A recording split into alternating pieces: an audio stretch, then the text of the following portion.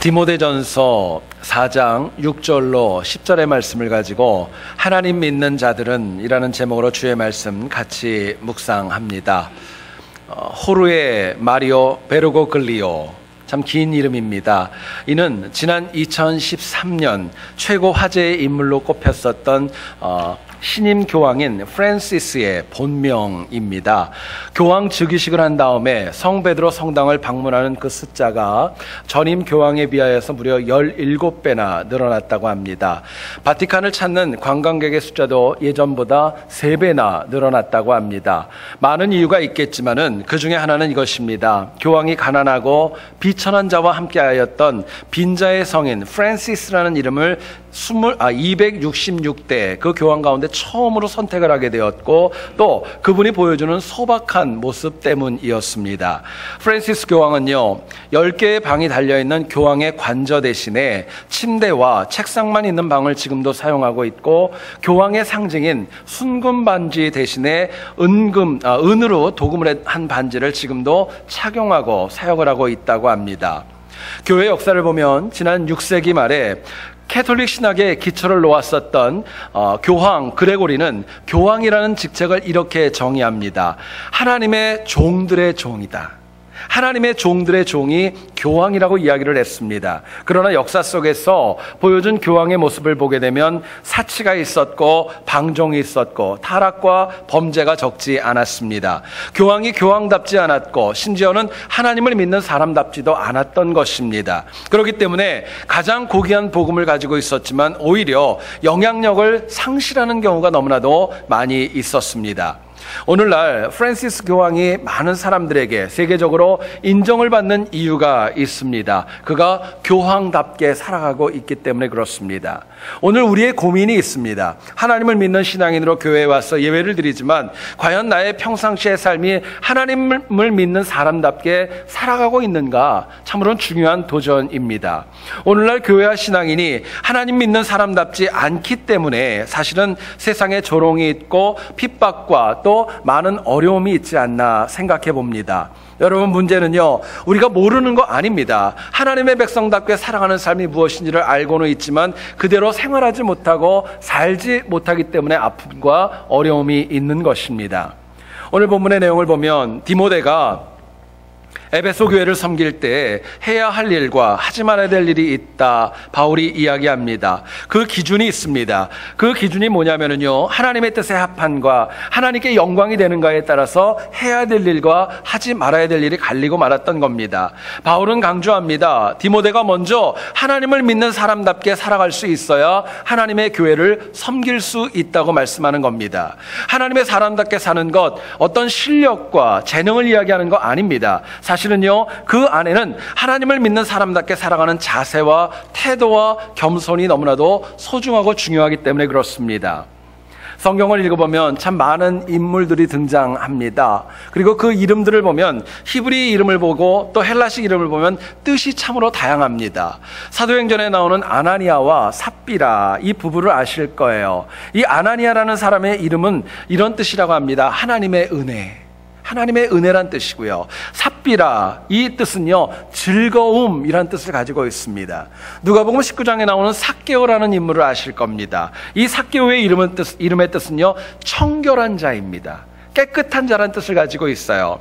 이들은 모두가 다 자기 이름에 맞는 삶을 살지 못했습니다. 안타깝지만 저를 비롯한 우리도 정말 부모님들과 하나님이 우리들에게 주신 이름에 맞지 않게 살아갈 때가 얼마나 많이 있는지 모릅니다.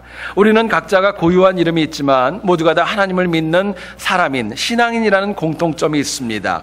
여러분, 하나님 믿는 신앙인은 세상과 달라야 합니다. 그리고 그 다른 무엇이 결국 나를 하나님 믿는 사람으로 만들어주는 것입니다. 오늘 본문을 통하여서 우리가 하나님 믿는 사람에 걸맞는 삶이 과연 무엇일까? 본문이 주는 메시지를 같이 한번 나누어 보기를 소원합니다. 첫 번째로 생각할 것은요, 하나님 믿는 사람은 예수 그리스도의 좋은 일꾼이 되어져야 합니다. 다른 사람의 일꾼, 어떤 철학과 사상의 일꾼이 아니라 예수 그리스도의 좋은 일꾼이 되어질 때에 비로소 우리가 하나님 믿는 사람이라고 인정받을 수 있는 겁니다. 오늘 보면 6절을 한번 보시기 원합니다. 내가 이것으로 형제를 깨우치면 그리스도 예수의 좋은 일꾼이 되어 믿음의 말씀과 내가 따르는 좋은 교훈으로 양육을 받으리라. 아멘. 여러분, 이 말씀을 보면 좋은이라는 단어가 2번이나 반복됩니다. 헬라어 원어인 칼로스라는 용어는 뭔가에 유용하다, 칭찬을 받을 만하다, 뭔가에 적합하다라는 뜻을 가지고 있습니다. 여러분, 여기서 우리가 생각해야 될 것은요, 뭔가가 사람이 좋고 나쁘고는요, 이것을 사람이 할 수 없고 하나님께서만 우리에게 그것을 가지고 좋고 나쁘고를 판단할 수 있다는 걸 잊지 말아야 됩니다. 이를테면 이렇습니다. 사람이 사람의 좋고 나쁨을 판단할 수 없는 거예요. 예를 들어서 보면은요, 악한 사람들, 나쁜 일을 하는 사람들은요, 나쁜 일을 잘하는 사람을 좋은 사람이라고 얘기할 수도 있는 것입니다. 뿐만 아니라 자신과 관련된 일을 잘하는 사람들, 그 사람이 좋은 사람이라고 얘기할 수도 있고, 또 나에게 잘해주는 사람이라고 해서 그 사람을 좋은 사람이라고도 얘기할 수 있는 것입니다. 문제는 인간은요, 상황과 처지에 따라서 좋고 나쁨이 결정되기 때문에 이것은 절대로 절대적인 기준이 될 수 없는 것입니다. 그런데요, 인간이 아닌 하나님께서 좋다 하시면은요, 이거는 정말 좋은 일꾼입니다. 사람은 겉으로 드러난 사람의 모습을 보지만 하나님께서는 인간의 중심과 마음의 본질을 보기 때문에 그렇습니다. 그렇기 때문에 하나님이 좋다 하시면은요, 누가 뭐래도 그 사람은 신실하고 좋은 사람입니다. 하나님이 인정하시면은요, 그 사람은 예수 그리스도께서 인정하시는 좋은 일꾼으로 인정받을 수 있는 것입니다. 자, 그렇다면은요, 우리가 하나님 믿는 사람답게 예수의 좋은 일꾼이 되려면 과연 어떻게 해야 될까요? 하나님 보시기에 정말 좋은 일꾼 되려면 무엇이 필요할까 묻습니다. 본문은 얘기를 합니다. 우리가 항상 훈련받는 삶을 살아갈 때, 하나님의 말씀으로 훈련을 받으며 살아갈 때 비로소 예수님의 좋은 일꾼, 하나님 믿는 사람으로 살아갈 수 있다고 말씀합니다. 7절을 한번 보시죠. 망령되고 허탄한 신화를 버리고 경건에 이르도록 내 자신을 연단하라 말씀합니다. 연단하다의 이 원어를 보게 되면은요, 뭔가를 훈련하다라는 뜻입니다. 어떤 물질을 아주 빛내기 위해서 갈고 닦는 것을 얘기를 할 때 이 단어를 씁니다. 더 중요한 뜻이 있습니다. 이 동사에는요, 시제가 현재형입니다. 과거도 아니고 미래형이에요. 지금 갈고 닦으라는 것입니다. 바울은 디모데에게 도전합니다. 바로 지금부터 훈련받아야지, 지금부터 하나님의 말씀으로 제대로 훈련받아야지 더 나은 예수 그리스도의 일꾼으로 쓰임받을 수 있다고 도전하는 겁니다. 여러분, 인간은요, 항상 죄의 미혹 가운데 살아가기 때문에 어느 누구도 온전하지 않습니다. 물론 인간이 훈련을 받고 양육을 받는다고 해서 그것이 또한 온전하게 되는 것은 물론 아닙니다. 그러나 적어도 지금부터라도 내가 하나님의 말씀으로 훈련받기 시작하면은요, 허탄하고 망령된 신화 이길 수 있는 것입니다. 죄와 미혹 가운데 쉽게 흔들리지 않는 든든한 믿음 가지고 살아갈 수 있는 거예요. 그렇기 때문에 인간은 항상 나중이 아니라, 과거가 아니라 지금이라고 주어진 이 시간 속에서 하나님의 말씀을 훈련받고 나아갈 때 비로소 하나님 인정하는 좋은 일꾼으로 세워질 수 있는 것입니다. 여러분, 제가 질문을 한 가지를 드립니다. 집에서나 어디를 방문할 때 여러분 노크를 많이 하실 거예요. 낙을 할 겁니다. 몇 번을 두드리십니까? 한번 생각을 해보시기 바랍니다. 일반적으로요, 똑똑똑똑 4번을 두드리는 게 정설이랍니다. 4번을 두드리면은 그 뜻이 이런 뜻이래요. 계십니까? 그런 정중한 의미가 포함되어져 있답니다. 근데 만약에 이게 하나가 줄어가지고 3번만 똑똑똑 하면은요, 의미가 좀 퇴색해진답니다. 어떤 뜻이냐면은요, 계세요? 약간의 짜증이 좀 들어가는 거지요. 그러면 이번에 한 번 더 줄여서 2번을 하는 겁니다. 똑똑 하게 되면 무슨 뜻이냐? 이거는 말이 존댓말이 아닙니다. 이제는 반말입니다. 있니? 있냐? 뭐 이런 뜻을 가지고 있답니다. 자, 그러면 이제 마지막으로 한 번을 또 드릴 때예요. 한 번을 딱 드리면 무슨 뜻일까요? 야. 여기 해본 분이 몇 분이 있는 것 같아요. 한 번을 또 드리면 야, 이런 뜻이래요. 별거 아닌 것 같습니다. 근데요, 이것도 훈련 받으셔야 됩니다. 그래야 누군가한테 결례하지 않고 나악하는 거 하나 가지고도 정말 하나님의 영광도 드러낼 수 있는 것입니다. 여러분, 훈련은요, 사람을 더 낫게 합니다. 훈련은요, 사람을 더 성숙하게 합니다. 우리가 지금보다 나아지기 원한다면은요, 훈련 받으셔야 됩니다. 만약에 내 마음에 나는 여기가 좋사오니 지금 이 정도면 되었다 생각하면은요, 누구도 하나님의 사람답게 예수 그리스도의 좋은 일꾼으로 자라가지 못하는 것입니다. 훈련은요, 이론적으로도 받을 수 있습니다. 그러나 삶 가운데 직접 체험하고 부딪히면서도 배울 수 있는 것입니다. 그런데요, 훈련을 받고 안 받고는요, 그 사람의 인생을 가를 수 있을 정도로 큰 영향력을 주는 것을 저희들에게 보여줍니다. 성경을 보면 요셉이라는 인물을 잘 아실 겁니다. 17살의 나이에 노예로 팔리게 됩니다. 그리고 성경을 보게 되면 17년 만에 애굽의 총리로 그 영혼이 쓰임을 받게 됩니다. 그 과정 가운데는 보디발 가정에서 많은 것들을 이루었고 가정총무로 그래도 좀 나아지는 삶을 살게 되었는데 하루아침에 모든 것을 다 잃어버립니다. 불합리한 가운데 감옥에 가게 되었고 감옥의 모든 재반 업무를 다 책임져야 되는 그런 삶을 살아가게 됐습니다. 생각해 보면은요, 그 시간은 너무너무 억울하고요, 불합리했고요, 이왕이면 없었으면 좋겠다고 생각될 정도로 힘들고 어려운 시간이었습니다. 그런데요, 지나고 보니까 사실은 그렇지 않았어요. 그 시간이 비록 힘들고 어려웠지만 사실은 그것은 훗날을 위한 하나님의 훈련의 시간이었던 겁니다. 요셉은 억울함과 세상의 악함에 굴하지 않는 훈련을 정말 힘들었지만 성실하게 하루하루 받아 나아갔던 겁니다. 감옥의 재반 업무를 통하여서 사람을 다루는 방법을 배웠습니다. 고난 가운데 어떻게 대처해야 될까? 이거 배우게 되었습니다. 결국 요셉은 자신이 당한 모든 어려움을 훈련으로 보았기 때문에, 훈련으로 인식했기 때문에 사실은 그 인생 가운데 어려움들 버릴 거 하나도 없었던 겁니다. 그리고 하나님께서는 그렇게 훈련받은 요셉을요, 힘있고 능력 있게 쓰셨습니다. 훈련받은 그 요셉, 노예로 시작되어졌고 아무것도 없었지만은요, 그 영혼이 시간이 지나면서 한 가족을, 한 민족을, 나아가서는요, 역사를 바꾸는데 훈련받은 영혼이 쓰임받게 되었던 것입니다. 여러분, 훈련은 고되고 힘이 듭니다. 훈련은 쉽지 않습니다. 시간도 필요합니다. 받다 보면은 다 성공하는 거 아닙니다. 실패와 실수도 있을 수 있어요. 어려운 것입니다. 그러나 훈련을 통해 하나님의 사람들이 빚어지고 만들어진다는 거 잊지 마셔야 됩니다. 하나님께서 때로는 내 삶에 주시는 고통이 있고 아픔이 있고 불합리함이 있습니다. 지금은 너무너무 힘이 들어요. 그러나 시간이 지나고 나서 보면은요, 그때 하나님의 훈련의 시간이었다는 것을 내가 확인하게 됩니다. 지나고 나면은요, 그 시간이 내 인생에 필요했던 겁니다. 그게 있었기 때문에 지금의 내 모습이 이렇게 서 있는 거예요. 짐 포맨이라고 하는 유명한 선교사님이 있습니다. 이 짐 포맨은요, 남미의 안데스의 유명한 의료 선교사였지만 어려서는 그렇게 탁월한 능력을 가지고 있지는 않았던 것 같습니다.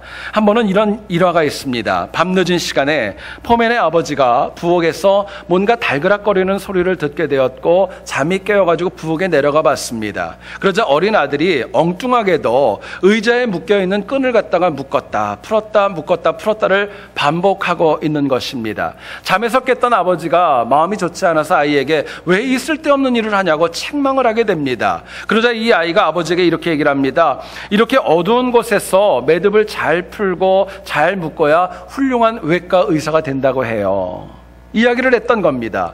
여러분, 실제로 그 훈련을 통하여서 나중에는요, 이 짐 포맨이 정말 세계적으로 유명한 뇌 전문 의가 되는 것을 보여줍니다. 그런데요, 이 짐 포맨은요, 보스턴에 있는 병원에서 사역하기보다는 많은 시간을 갖다가 남미에 내려갔고 안덱 산맥에 있는 많은 원주민들을 대상으로 간단한 수술과 치료를 통하여 그들에게 새로운 삶을 공급하게 되었습니다. 많은 분들이 이해를 하지 못했어요. 세계적인 뇌 전문의인데 당신이 병원에 있다면은 부귀영화를 누릴 수 있고 더 많은 사람을 살릴 수 있는데 왜 이 오지에 와서 고생을 하느냐 묻게 됩니다. 짐 포맨은 얘기를 합니다. 안덱 산맥에 사는 사람들은 아파도 보스턴에 올 수 없기 때문에 제가 여기 있습니다. 이야기를 했던 거예요. 여러분, 생각해 보시면은요, 어려서부터 항상 훈련으로 다져진 그 실력, 그거 하나님 버리지 않습니다. 그리고 하나님의 때에 예수 그리스도의 일꾼으로 힘있게 쓰시는 겁니다. 여러분, 이민자로 이 땅을 살아갈 때 많은 어려움이 있으시죠. 언어로 인한 어려움도 있고 문화적인 차이로 인한 아픔과 눈물이 나를 힘들게 할 때 분명히 있습니다. 생각해 보시면은요, 내가 당하는 고난과 어려움들 내 자력과 내 지혜와 내 주변에 있는 사람들의 도움으로 이길 수 있는 거 아닙니다. 여러분, 그거 이기기 위해서는요, 내가 하나님 말씀으로 훈련 받으셔야 돼요. 훈련을 통하여 위로부터 공급하시는 하나님의 은혜 가지고 이겨나갈 때 그 어려움들 능히 지혜롭게 이길 수 있는 것입니다. 여러분, 훈련은요, 교회 안에서는 물론이고 패역한 세상에서 하루하루를 살아갈 때도 예수 그리스도의 좋은 군사로, 좋은 일꾼으로 우리들의 삶을 기름 부어 주시기 때문에 그렇습니다. 여러분, 우리가 이 패역한 세상을 살아가는데 일주일에 1시간 드리는 예배 가지고는요, 절대로 세상과 싸워서 이길 수 없는 겁니다. 168시간의 시간 가운데 1시간 나와가지고 내가 하나님 앞에 예배 드림으로 인하여서 영적으로 충만하고 세상의 악함 가운데 내가 이길 수 있다? 사실은 그런 거 아닙니다. 여러분, 그렇기 때문에 우리에게 항상 말씀 공부하는 훈련이 너무나도 절실한 것입니다. 여러분, 말씀 훈련은요, 닫혔던 내 영혼을 열어줍니다. 내가 몰랐던 하나님의 말씀을 보게 합니다. 듣지 못했던 하늘의 지혜를 얻게 됩니다. 그리고 그것 통하여서 내가 이 패역한 세상을 이길 수 있도록 하나님이 동행해 주시는 겁니다. 아직 늦지 않았습니다. 교회에서 이루어지는 많은 성경 공부들이 있을 터인데 여러분들 바쁘지만은요, 시간 내셔야 됩니다. 그리고 하나님과 교제하고 말씀 훈련을 받는 가운데 내가 예수 그리스도의 일꾼으로 바로 서 나가셔야 합니다. 이처럼 항상 우리가 한 주간 동안에도 하나님 믿는 사람답게, 그리고 말씀 훈련 받음으로 인하여서 이 패역한 세상에 하나님의 사람으로 날마다 승리할 수 있기를 주님의 이름으로 축원드립니다. 두 번째로 생각할 것은요, 하나님 믿는 사람들은 항상 더 큰 것을 사모하며 살아갑니다. 여러분, 여기서 이 더 큰 것은 세상적인 어떤 사이즈를 얘기하는 거 아닙니다. 더 깊은 것이고 더 고귀하고 더 거룩한 것을 추구하는 능력으로 살아갈 때 하나님의 사람으로 인정받는 겁니다. 8절을 보시죠. 육체의 연단은 약간의 유익이 있으나 경건은 범사에 유익하니 금생과 내생에 약속이 있느니라 말씀합니다. 바울은 우리에게 두 가지의 선택의 길이 있다 도전합니다. 하나는 약간의 유익이 있는 육체의 연단이 있고, 또 다른 하나는 범사에 유익한 경건이 있다라고 이야기합니다. 물론 육체를 훈련시켜서 건강하게 되는 것, 이것도 여러분 너무너무 중요하고 복된 도전입니다. 현대인들은 모두가 다 참 좋아하는 단어가 있습니다. well-being. 웰빙이라는 단어를 굉장히 좋아하고 이것을 외치면서 육체적인 건강을 최고로 여깁니다. 여러분, 불신자들 가운데 그런 얘기 참 많이 하죠. 건강을 잃으면 다 잃어버린다고. 여러분들은 어떻게 생각하십니까? 믿는 자들은 그렇게 고백하면 안 됩니다. 건강을 잃어도요, 믿음 지키면 더 되는 거예요. 사실은 믿음을 잃어버리면 다 잃어버리는 겁니다. 건강보다 더 중요한 것이 있는데 영적인 건강이 더 귀하고 복되기 때문에 이거 선택하고 살라고 바울은 저희들에게 도전하고 있는 것입니다. 실제로요, 육체적인 경건보다 영적인 경건, 하나님 기뻐하시는 경건이 훨씬 더 포괄적이고 근본적이기 때문에 그렇습니다. 그런데요, 오늘 현실을 바라보게 되면 세상은 오히려 영적인 것을 추구하는 모습이 많이 있지만 하나님의 몸된 교회에서는요, 영적인 것보다 세상적인 것을 추구할 때가 더 많이 있습니다. 바뀌어야 됨에도 불구하고 그것이 정말 바뀌어서 그대로 갈 때가 얼마나 많이 있는지 몰라요. 지난주에 제가 책을 보다가 참 재미있는 예화가 있어서 말씀을 드리길 원합니다. 어떤 교회에서 한밤중에 잠자리에 든 사찰 집사님께서 술이 잔뜩 취한 취객이 문을 막 두드려가지고 잠에서 깼습니다. 사찰 집사님이 물어봅니다. 누구세요? 밖에서 얘기를 합니다. 나는 성도가 되기를 원하고 경건하게 살기 위해서 여기 왔습니다. 왜요? 제게 슬픔이 많아서 기쁨을 찾고 싶어서 왔습니다.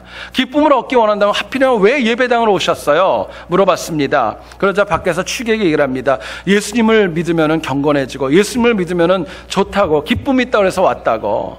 그랬더니 잠이 너무 취해가지고 귀찮았던 사찰 집사님이 그렇게 얘기했답니다. 그런 양반 우리 교회는 없어요. 그런 양반 우리 교회는 없어요. 나가서 다른 데 찾아보시라고. 그리고 문을 닫았다는 거예요. 여러분, 한번 생각해 보시죠.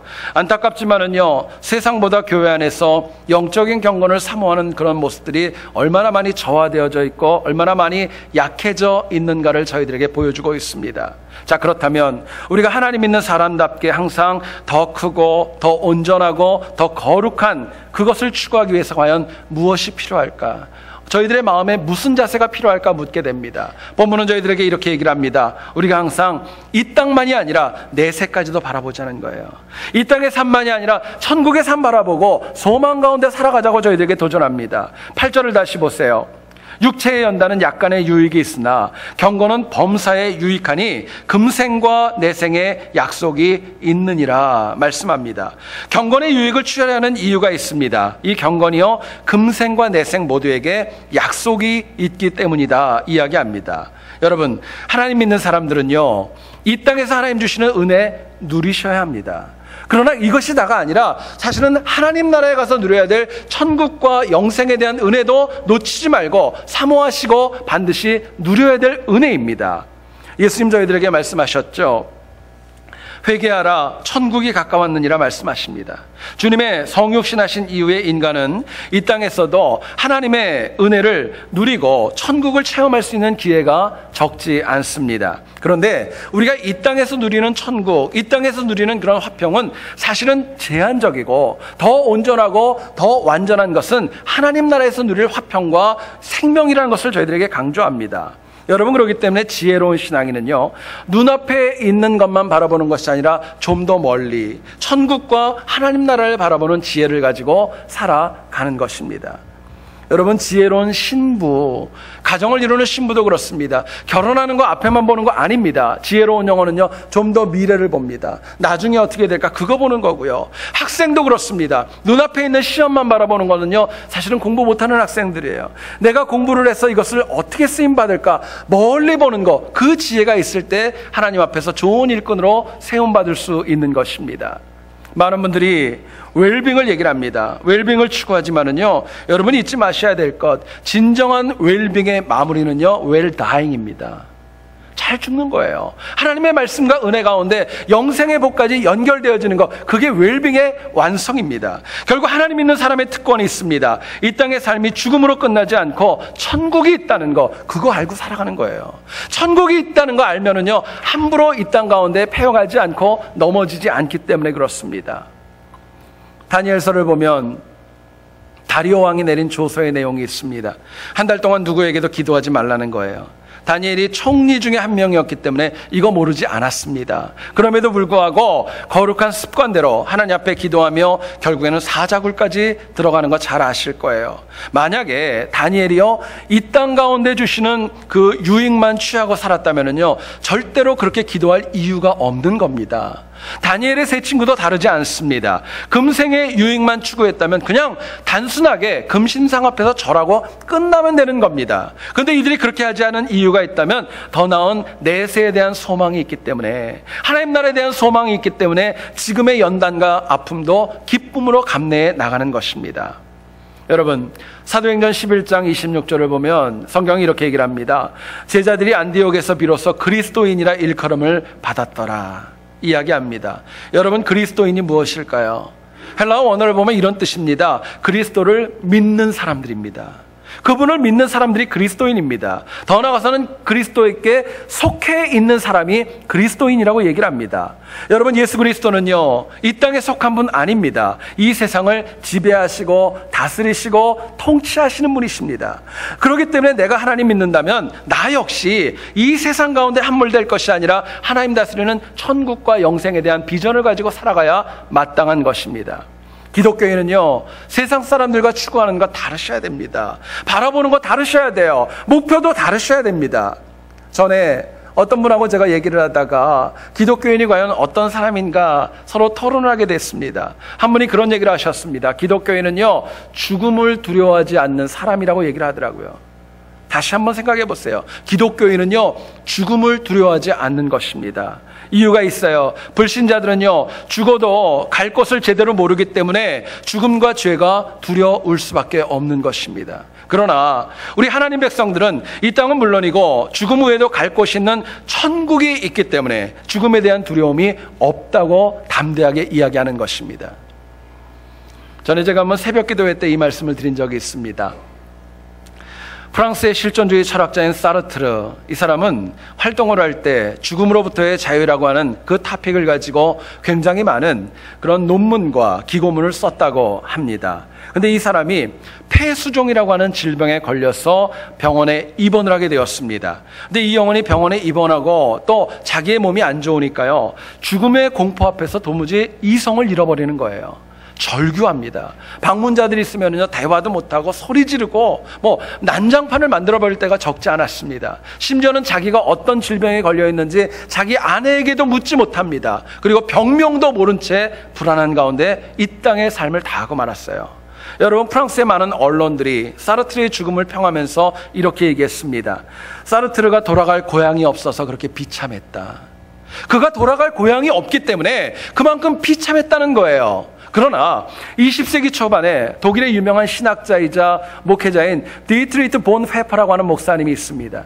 나치에 항거하여서 정말 많은 사역을 감당했었던 힘있는 목회자였습니다. 여러분, 이분이 나치에게 수감이 되어서 감옥에 있는데 간수가 어느 날 갑자기 자기가 있는 방에 들어오더랍니다. 직감적으로 마음에 느낌이 왔어요. 나를 불러가는구나. 사형 언도를 받았기 때문에 이제 불러가면은 죽음밖에 없다는 거 모르지 않았습니다. 그 느낌이 들었을 때 옆에 있는 자기에 있는 동역자들, 수감 중인 동역자들에게 이런 말을 남기고 사망하였습니다. 이제 내게 죽음이 가까이 왔습니다. 그러나 이것은 마지막이 아니고 시작입니다. 주님께서 나를 위해 예비하신 아버지의 집에서 만날 때까지 평안하시기 원합니다. 그 말하고 가서 하나님 나라에 안기게 되었던 겁니다.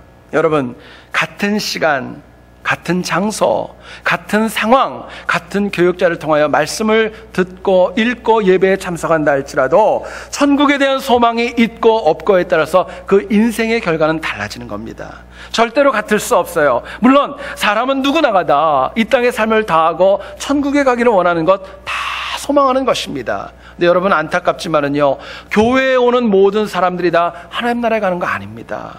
다 가는 거 아니에요. 여러분, 그렇기 때문에 천국에 대한 소망으로 이 땅을 살아가기 위해서는요, 믿는 사람답게 하나님 말씀에 대한 확신이 필요합니다. 예수 그리스도가 내 구주이고 예수님만이 길이요 진리요 생명이라고 하는 그 생명의 복음을 붙잡고 살아갈 때 천국에 들어갈 수 있는 소망 놓치지 않는 것입니다. 여러분, 세상의 철학, 세상에 많은 이단들, 그릇된 믿음을 가지고 있는 사람들의 주장이 있습니다. 천국과 지옥이 없다고 얘기합니다. 없다고 얘기합니다. 그런데요, 전능하신 하나님께서 또 우리가 믿는 성경 말씀에는 분명하게 천국과 지옥이 있다라고 말씀하십니다. 여러분 생각은 어떻습니까? 문제는요, 이것을 확고하게 믿는 영혼과 믿지 않는 영혼의 미래는요, 절대로 같을 수 없는 것입니다. 바울은요, 고린도전서 15장 19절에 저희들에게 이렇게 얘기를 합니다. 만일 그리스도 안에서 우리가 바라는 것이 다만 이 세상의 삶뿐이면 모든 사람 가운데 우리가 더욱 불쌍한 자이니라 저희들에게 말씀하고 있습니다. 여러분, 문제는요, 이 말씀을 아는 것보다 그대로 믿어서 천국의 소망을 가지고 살아가는 지혜가 저희들에게 필요합니다. 생각해 보시면은요, 제 말씀을 잘 들어보시죠. 우리가 천국을 사모하는 만큼 하나님의 말씀을 믿고 의지합니다. 천국을 믿는 만큼 내가 말씀 의지하는 거예요. 그러나 역으로 천국을 사모하지 않는데 천국을 말하는 복음 믿을 이유조차 없고 그 말씀을 들을 이유조차 없는 것입니다. 여러분, 한 주간뿐만이 아니라 평생 동안 우리 모두가 다 이 땅보다 더 나은 천국 소망하면서 주의 백성답게 승리하는 우리 모두 될 수 있기를 다시 한번 주의 이름으로 축원드립니다. 저는 그렇게 목회를 오래 하지는 않았습니다. 근데 목회를 하면 할수록 제 마음에 드는 도전과 생각이 있습니다. 뭐냐면요, 하나님 주신 직분과 이름에 맞게 사는 것이 너무 어렵다는 거예요. 하나님이 우리에게 주신 직분, 우리에게 주신 이름, 거기에 맞게 살아가는 것이 참 힘들고 어렵다라는 것, 날이 갈수록 절감합니다. 여러분 생각해 보세요. 하나님의 사람답게 사는 거 쉽지 않죠. 목사답게 사는 거 참 어렵고 쉽지 않고요. 너무너무 힘들 때가 많이 있습니다. 우리 장로님들 여기 많이 계시는데요. 장로님답게 살아가는 거 쉽습니까? 이거 쉽지 않습니다. 너무 어려워요. 안수 집사님들도 마찬가지고 권사님들도 마찬가지고 집사님들도 마찬가지입니다. 직분에 맞게끔 살아가는 거 이거 얼마나 어렵고 얼마나 힘든 도전인지 모릅니다. 그런데 그렇게 살아가야 된다고 말씀하는 거예요. 이거 위하여서 오늘 본문은 저희들에게 도전합니다. 항상 말씀 훈련 받음으로 인하여 누구도 아닌 예수 그리스도의 선한 일꾼이 되어라 말씀하시고요.